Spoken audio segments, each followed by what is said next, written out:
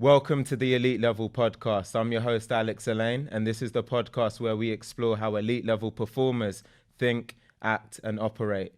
As always, if you're watching this on YouTube, if you could smash that like button, be sure to comment, share, and subscribe. And if you're listening on any of the podcasting platforms, a 5-star review would be very much appreciated.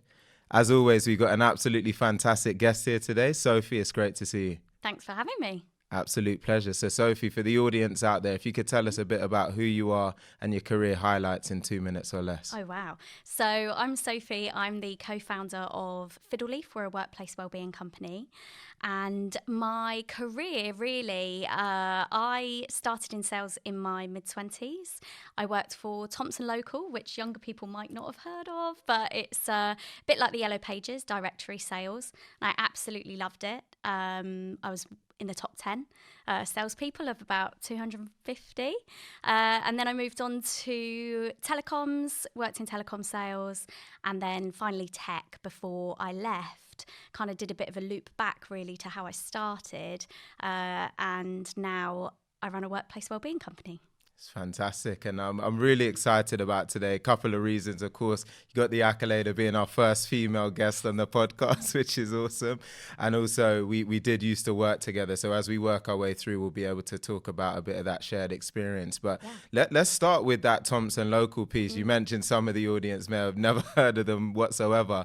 So just walk us through how you actually got into sales, why you chose to take that role. Help us understand a bit more. Yeah, and this is how the loop comes with my career, really. So my dad is a performance coach, and I grew up kind of sat in the back of a classroom or sat at the back of his workshops watching him, and always sort of thinking I wasn't really listening, but I probably was deep down. And then he started working with an assessment, and the assessment measures what we call values-based behaviours. It's based on a science called axiology, which I'm sure we'll talk about in a little bit. And I took that assessment and I was fascinated by it, but I didn't really feel like I had any life experience at that stage. So I was thinking, what should I do for the next few years and then maybe come back to it? And my profile, let's say, or how my behaviours mapped, was very similar to salespeople and what their research on salespeople had found. So I thought, well, why not try it? So I applied, got a job working for Thomson Local as a field sales rep, and that involved, at the time, kind of charging around the country, selling advertising to plumbers, builders, mostly tradesmen. And it was such a great experience. As I said, I absolutely loved that job, learned a lot. And then from there, I would say maybe kind of stepped it up a level in terms of technical sales. So working in telecoms, obviously a bit of a better knowledge of technology and that side of things. And then finally selling software. Hey there, Elite Level team. Just wanted to pause this for 30 seconds just to make sure that you're aware of my latest venture, elitelevelacademy.com. It's an 8-week intensive program that's been designed to take SDRs from their current role to their dream AE role at 200K plus. And the best thing about it is that if we don't manage to secure you in your new role, you pay absolutely nothing, making it completely risk-free. There's everything from the best-in-class sales training from myself and the team, role plays, interactive workshops, and more. And it's the only place to be if you want to land yourself in that dream AE role in 8 weeks or less. So elitelevelacademy.com. Now let's get you back to the episode. I want to lean into this Thomson Local bit a bit more. And the reason why is I often say there's this bit of old school versus new school or modern era selling versus what it was like maybe back in the day, quote unquote. And when I think of a lot of organizations back then, there was a lot more of just being able to have to go outside, knock on doors, hammer the phones. We then look at this new school of selling. There's a lot more technology. There's sales enablement platforms and all of these other things. So what was the experience actually like being out there, you know, right in the fire, as they like to call it? It's funny when I talk about it now, because first of all, we didn't have laptops. We didn't even have sat-navs when I first started. And you'd be given a patch, an area. So I was quite lucky because I was based in Bournemouth at the time. So right down by the coast. So I'd have Bournemouth, I'd have the New Forest. And your days would be literally driving around, spotting tradesmen's vans, scribbling down the number, calling them up, saying, hey, do you want to advertise? And it was quite rough sales in that sense. It was quite scrappy. But I think what I loved about it was the people aspect. So I spent a lot of my time sat in people's kitchens with a cup of tea, selling to them. Quite often their partner was involved in the business. And so it was just, it was a different time. We used to do all our orders on paper, and then the team, we would meet at a McDonald's at the end of the day, and somebody would collect up all of the order forms and put them in an envelope and get them to the post office in time so that they could get processed and put onto our figures. So it was, it's strange when you think of what it's like now. Absolutely. But a lot of fun. Yes, I can imagine. I also recall McDonald's being my best friend back there because I could get a meal, some Wi-Fi, and there was a toilet there, but maybe not so good in terms of the physique at that time.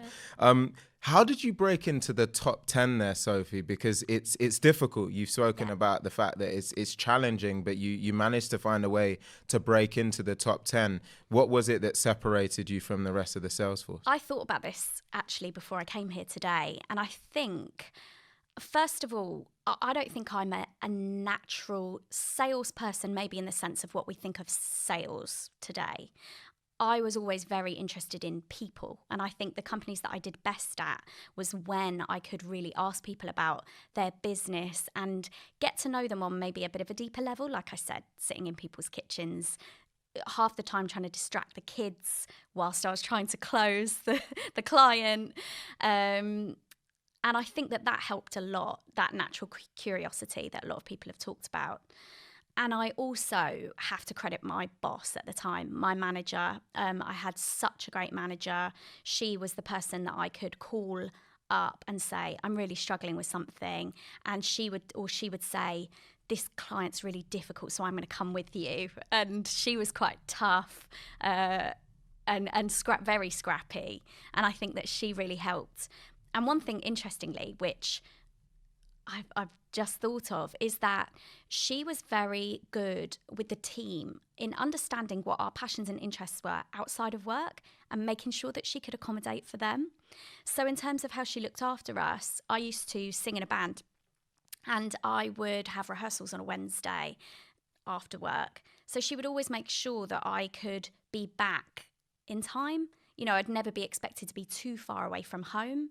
And I think little things like that make a really big difference, and you want to work for somebody that treats you like that.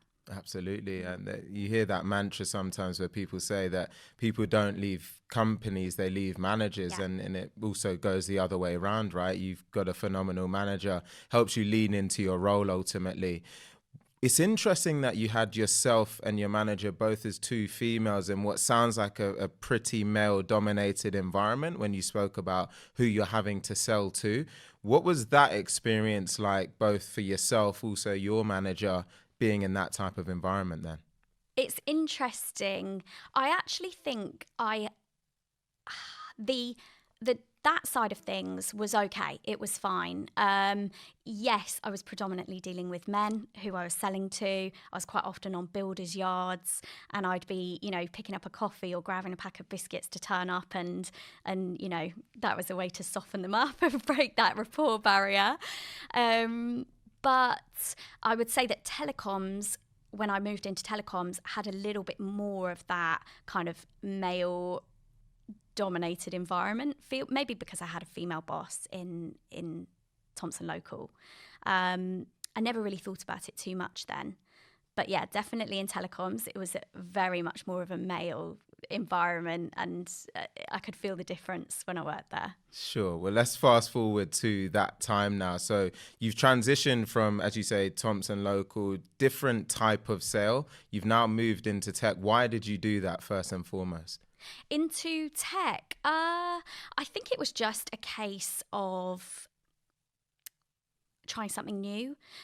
I mean, people know that the directories aren't around anymore either, and I think we could see that coming. We were starting to sell websites and things like that towards the end of my time at Thomson Local, and so the times changed, and it felt like tech was the right way to go. So yeah, it was a logical step, really. That's awesome. There's elements of your career which I feel I can relate to with mine in a way, because I started off, to be fair, in tech with printers and copiers, but then moved into e-learning and certain other facets, because I was just trying to find my way to prove that I could almost sell anything, right? And so I went from access management to e-learning and then eventually into tech myself. And what I found, it was really helpful to get that diversity of experience. It sounds like it's been similar for you to be able to start off in maybe a bit of a hardened environment and then start to take that step into more of a maybe strategic sale in the way that it could have been for you. So once you stepped into tech, what was the first 6 months like for you, with it being so new and so different? What was that first 6 months like? It's a really different selling experience, isn't it? You're much more in the office, I found, which, to be honest, I struggled with, and I didn't stay very long in that environment. I did eventually leave and start working with my dad, and then obviously set up my own business. But yeah, it is different. You are thinking a lot more strategically about how you sell. There's a lot more in terms of support as well in tech, from people who support you, not just your managers, but the people that step in and help on that side of things. So it was different, and I will say it wasn't for me. I loved learning about technology, and you're right, the wealth of experience from selling different types of products is really useful. I always think you can look back on any job and say, how did I build some character from that, and how did I learn something that I'll take into my next step? And I definitely got that from it. Yeah, and it's fantastic that you were able to have that type of inflection, to look at it as a fantastic experience that has taught you something, but you're very clear in saying this wasn't for me. Yeah. So why wasn't it for you? I think it lost some of the personal stuff that I'd really enjoyed about working at Thomsons. So it was more, you're going into people's offices and you're sat and you're having a much more of a maybe business-like conversation. Fine, that's what it is. But I think what I liked when I was on the road selling was the relaxed nature of it. The fact that I might be sat perched on the back of somebody's van with a coffee and a biscuit in hand, saying, do you want a half page or a full page, and trying to upsell them to a full page ad so that they can beat their competitor. I think it's just part of my character, perhaps, that's what I preferred. Sure. So if you were talking now to that Sophie back then, and there might be some listeners out there thinking, I can relate to this, where I'm on the fence. There's something about sales that I like. It might just be the money. It might be something else. So I don't know, do I swing left, or I feel my passion is elsewhere? If you were talking to that person or that younger Sophie, what would you say to them with the inflection you have now? I think it is about having that self-awareness, which we'll probably talk about a little bit more today, and actually bringing axiology, this science that I use now, into it. What that science looks at is how you value and what you value and how you value. And the way that you see things is through a lens, or let's say 3 lenses. And those lenses are the intrinsic, which is generally the people stuff and the feelings and the emotions. There's the extrinsic, which is almost the getting on with the job, the kind of task side of things. And then you've got the systemic, which is almost that big picture. And it's thinking about where's your weighting with those 3.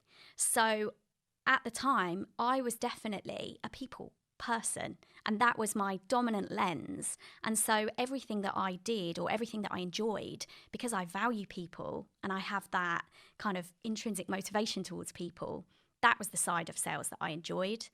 Whereas sat in an office, making lots of phone calls, maybe getting the odd in-person meeting, for me, it didn't tick the boxes for me.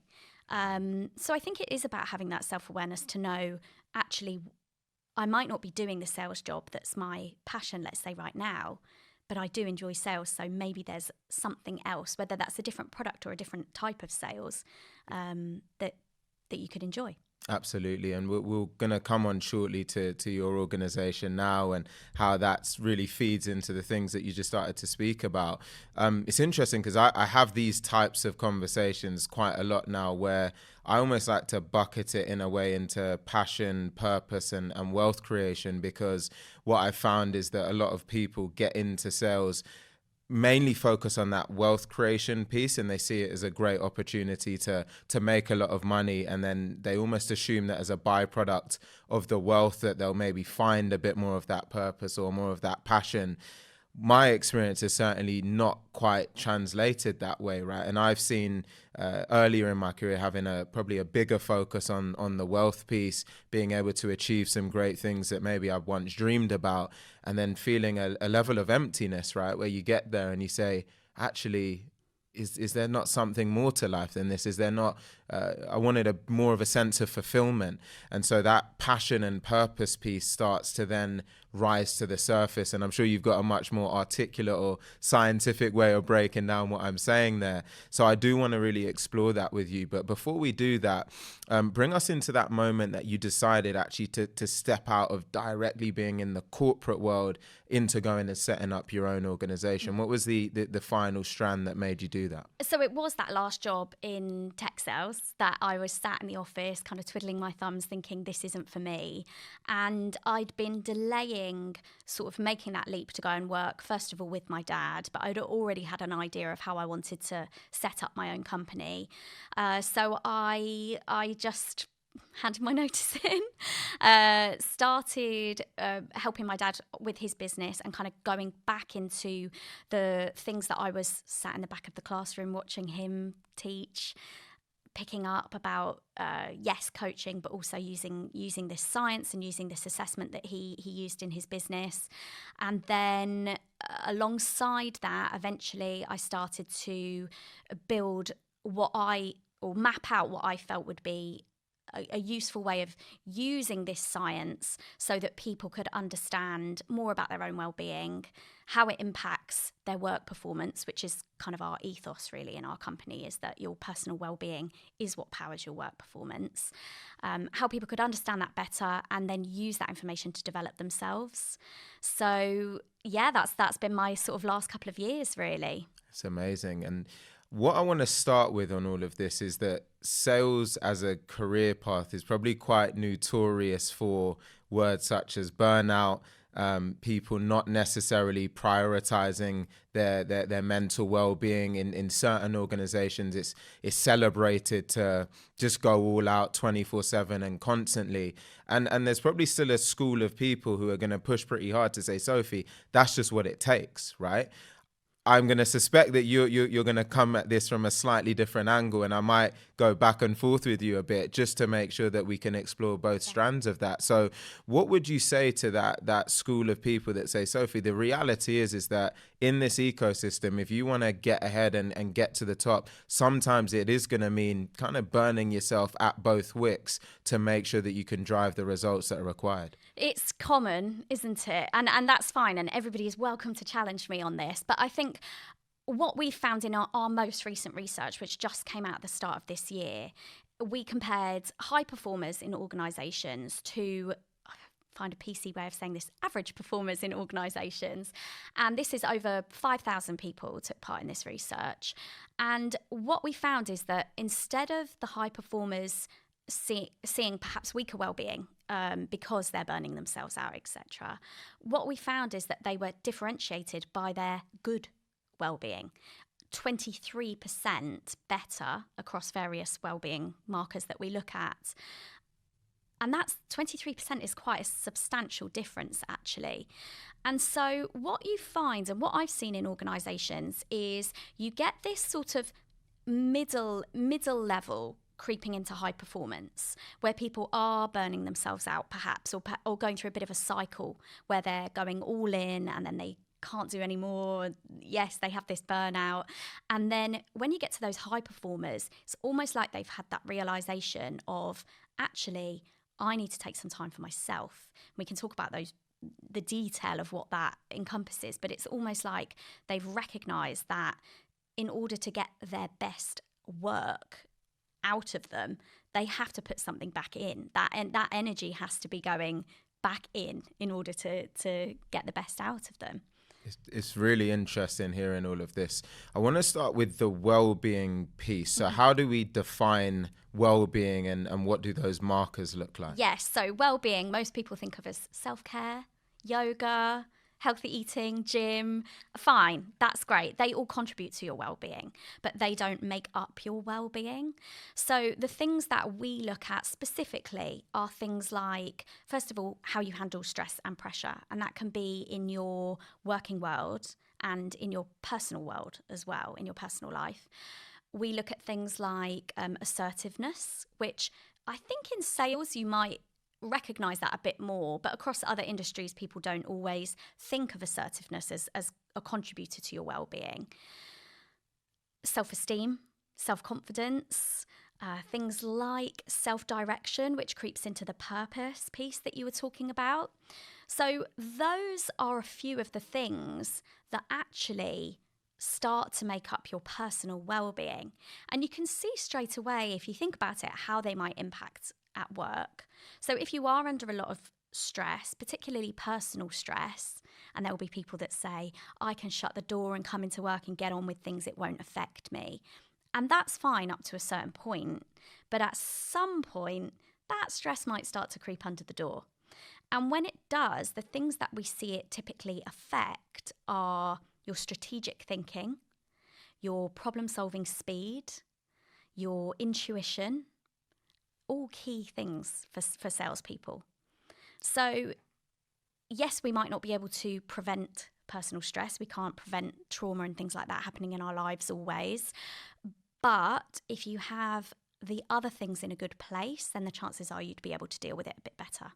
Got it. Yeah, this is fascinating.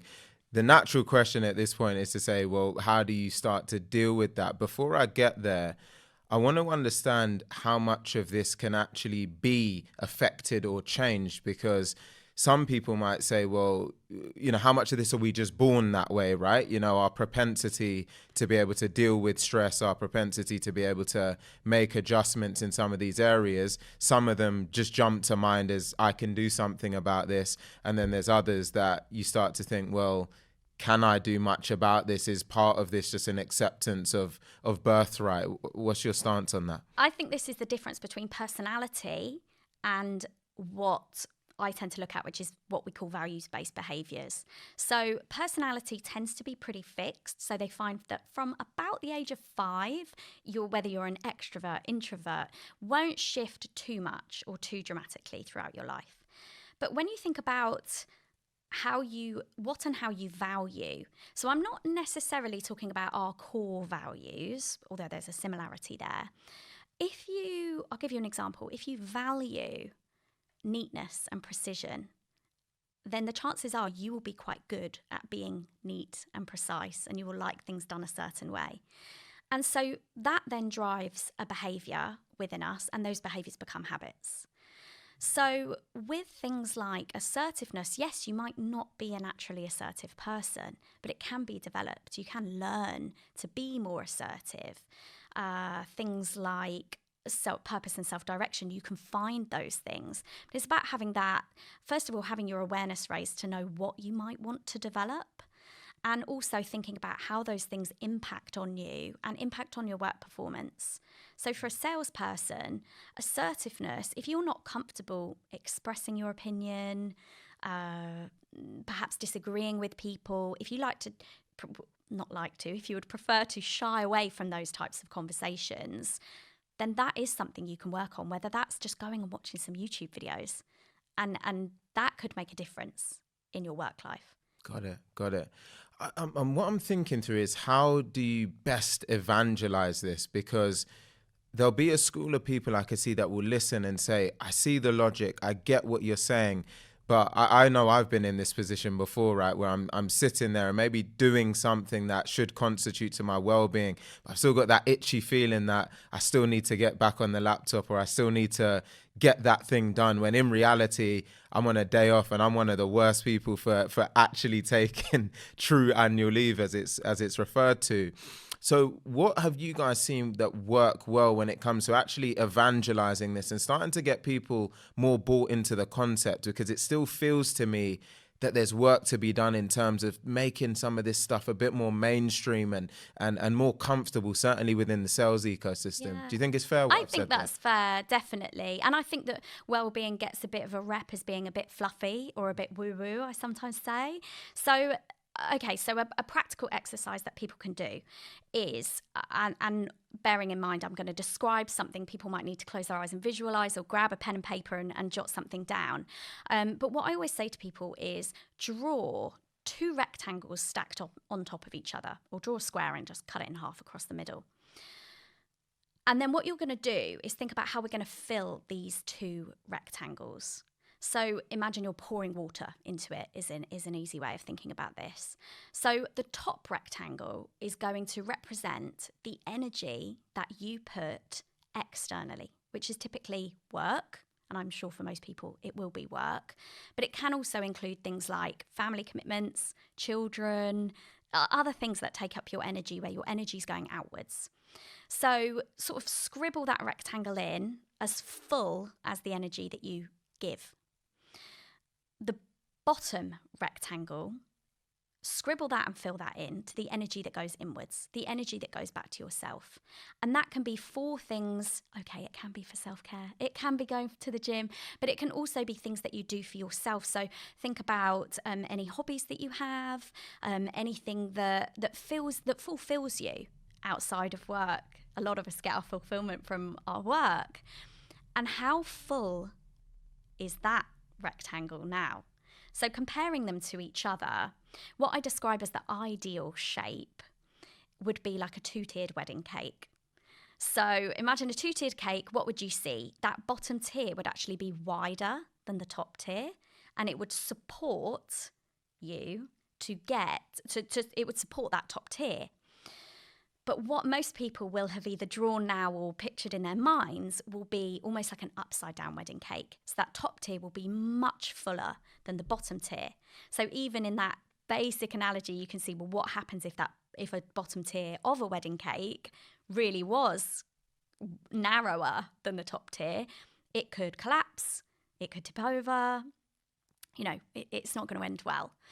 So it's just a really simple sort of self-assessment, really, to say, okay, well, how is my energy being distributed?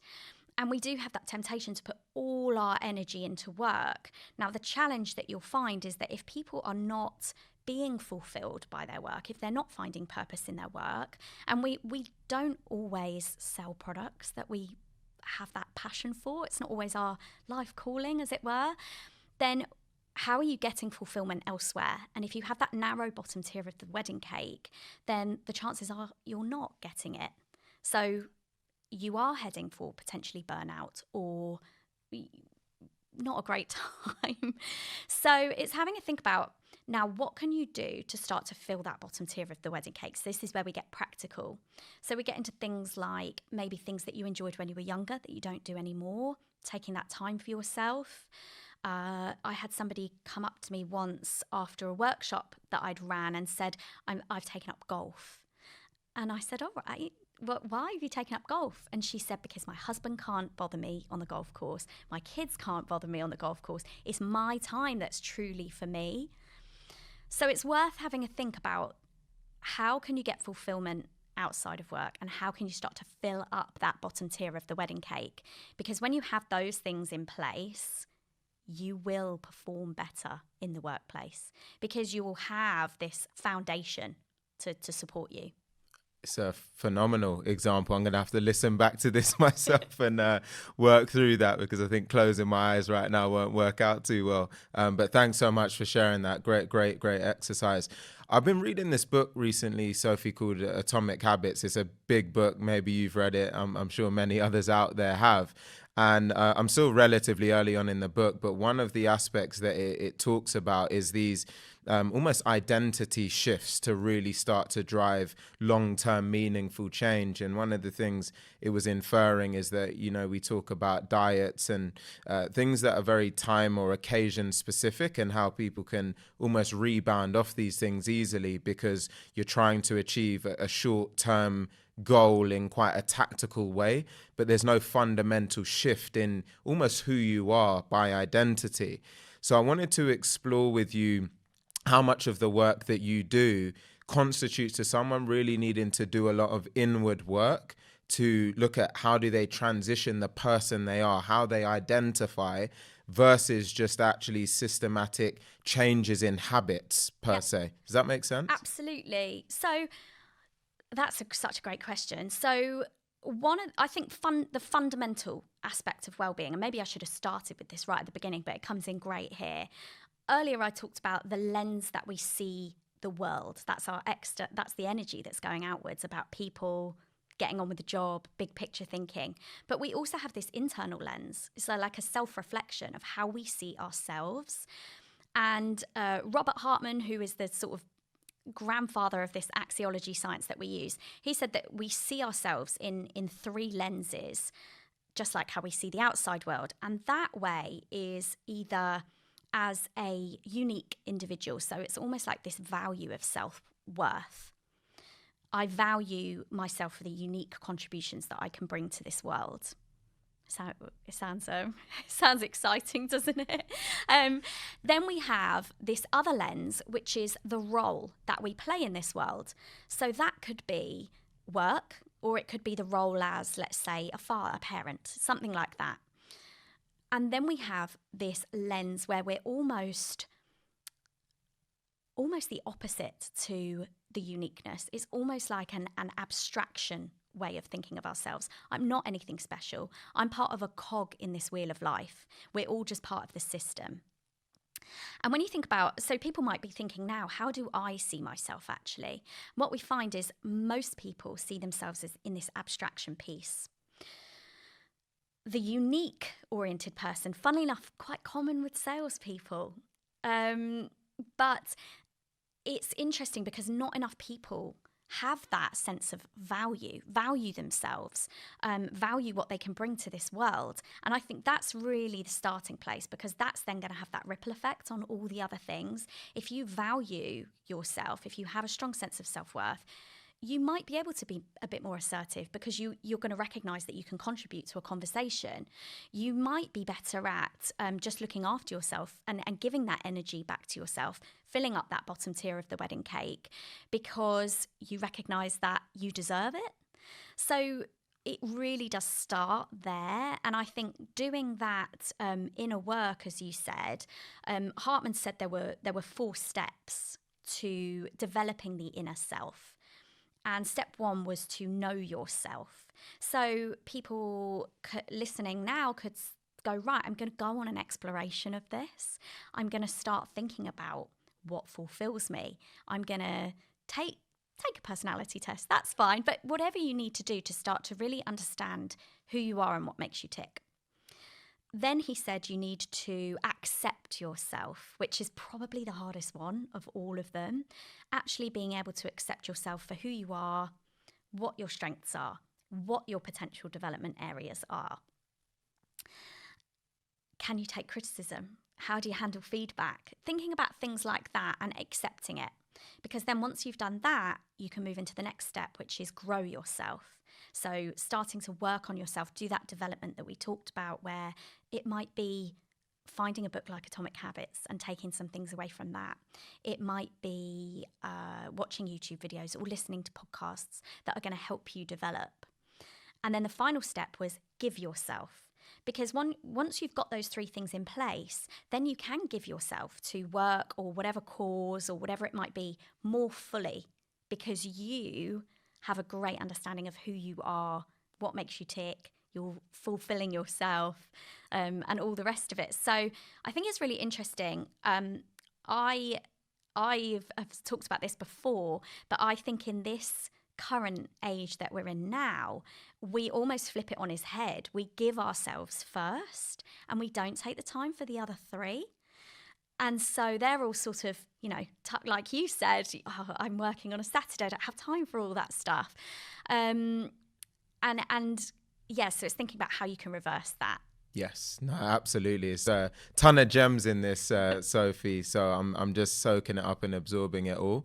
It's interesting because there's certain aspects of what you've described that I feel maybe I've been doing subconsciously. And I'll tell you one is that Muhammad Ali has been a massive role model for me, someone that I've always looked to. If anyone's been on a Zoom call with me, they'll see the photograph behind me is of him, my wallpaper.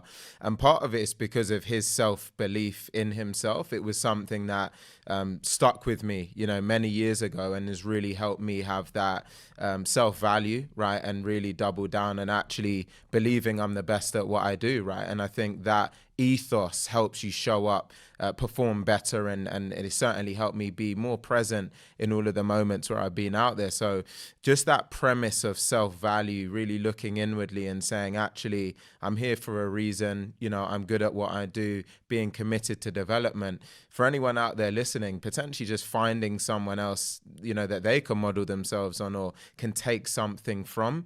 I've certainly seen how impactful that could be for me, and maybe it can help other people as well. I want to zoom out slightly here, Sophie, and touch on a couple of other topics. One being what you've seen as a good example of a working week, or even a day, for example, because I'm sitting here saying, okay, if I was to optimize my day to give myself the best opportunity of showing up with a ton of energy and a ton of vigor, just walk us through maybe a good example of a typical day or a typical week, whatever works best. Oh, for me, I'm lucky because I set my own schedule because I work for myself. So I have found, and I worked from home long before the pandemic as well. So I think I have found what works for me, and it's not going to be right for everyone. So I do think it's a bit of experimenting. I know that I have to get my exercise in first thing in the morning, otherwise I don't do it. And then the day does take over and you get to 5 o'clock and you think, I'm in the middle of something. I don't have time to go to the gym now, or whatever it might be. So that helps me. And another thing that I try to do, because I know that I do my best work in the morning, that tends to be when I'm sort of switched on and full of energy. I try not to take meetings. I used to say until 11. So I always find people put meetings in your diary for 10 a.m. That helped, and I actually pushed that even back into the afternoon if I can, because then I find that I can get everything done that I need to, tick everything off my list before I get stuck into meetings and having almost other people demanding my time. I think it's for people to work out for themselves and understand, first of all, what they need to fulfill themselves. And for some people it will be yoga, for some people it will be going for a run,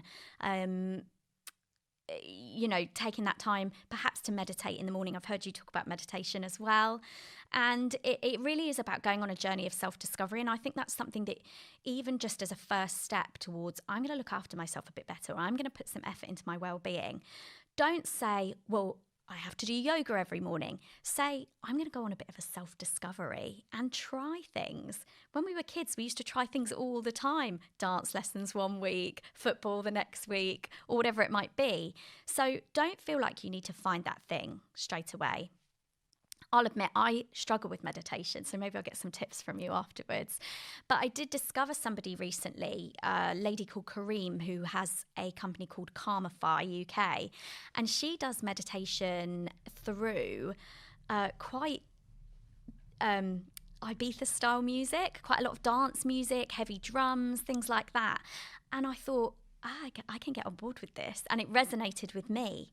So it is about that. It's about going on that journey of self-discovery. Well, maybe we need to try out this Ibiza style meditation.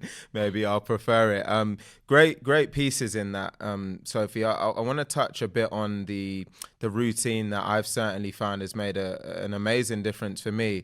But the premise I want to talk to with it is that sometimes in life, I remember when I first started meditating, when I got quite bored, I got a bit bored quite quickly.